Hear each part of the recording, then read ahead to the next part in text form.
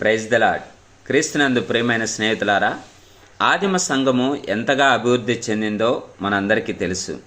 ప్రభువు దినదినము సంఘముతో నూతనాత్మలు చేరుస్తూ సంఘాన్ని బలపరుస్తూ సంఘమును అభివృద్ధి పరిచారు.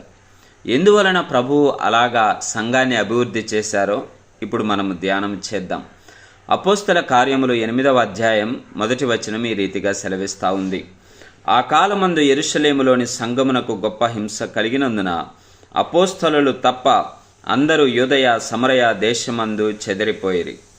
4వ వచనం కూడా చదువుకుందాం. కాబట్టి చెదిరిపోయిన వారు సువార్త వాక్యమును ప్రకటించుచు సంచారము చేసిరి. ప్రియమైన స్నేహితులారా, ఈ దినాలలో మనము కూడా సంఘము కొనసాగిస్తూ ఉన్నప్పుడు, పరిచర్య కొనసాగిస్తూ ఉన్నప్పుడు ఎన్నో శ్రమలు ఎదుర్కొంటూ ఉన్నాం.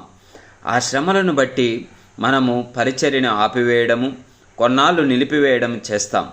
అయితే ఆదిమ సంఘములో శ్రమ కలిగినప్పుడు వారు చేసిన పని ఏంటంటే, ఆ శ్రమలు తట్టుకోలేక, ఆ యొక్క హింసను భరించలేక వారు యెరూషలేము నుంచి చెదిరిపోయినట్లు మనం చూస్తాం.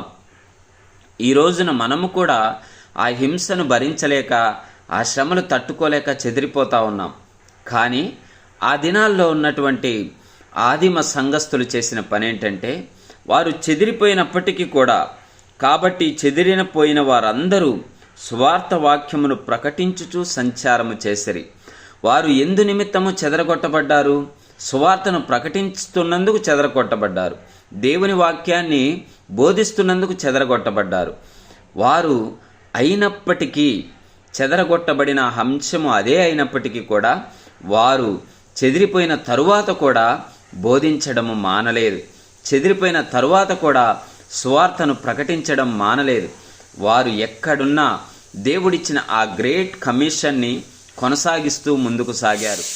మమ్మల్ని హింసిస్తున్నారు కదా, మేము చెదరగొట్టబడ్డాం కదా అని చెప్పేసి దేవుని వాక్యాన్ని ప్రకటించడం మాత్రం వారు మానలేదు ప్రియులారా.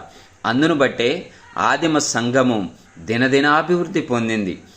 ప్రభువు దినదినము రక్షింపబడిన అనేక ఆత్మలను సంఘముతో చేరుస్తూ వచ్చారు. ఈరోజు మన సంఘము కూడా అభివృద్ధి చెందాలి అంటే మనము దేవుని వాక్యాన్ని బోధించడము, సువార్త ప్రకటించడము మానక కొనసాగించాలి.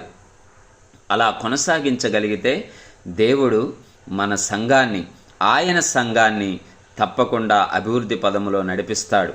అటువంటి కృప దేవుడు మనందరికీ దయచేయునుగాక. ఆమేన్.